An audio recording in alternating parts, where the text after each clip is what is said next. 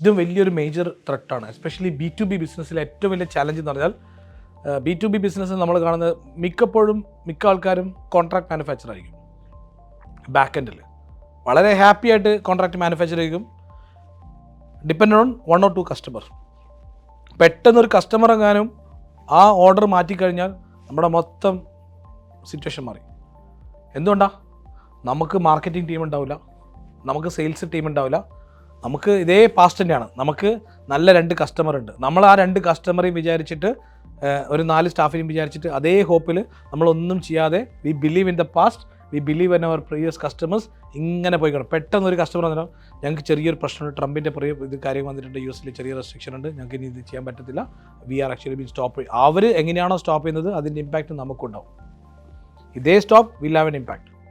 അതിൽ നിന്ന് റിക്കവറി ചെയ്യാനുള്ള പരിപാടി നമ്മുടെ കയ്യിലുണ്ടാവില്ല. കാരണം നമ്മൾ ഇത് കണ്ടിട്ട് നമുക്ക് കുറേ കാറിൻ്റെ EMI, വീട്ടിൻ്റെ EMI എല്ലാം ഉണ്ടാവും ഇത് കണ്ടിട്ട്, അല്ലേ? നമ്മുടെ എല്ലാം ക്യാഷ് ഫ്ലോ അവതാളത്തിലാവും. Fintaxman, the mentor your business needs.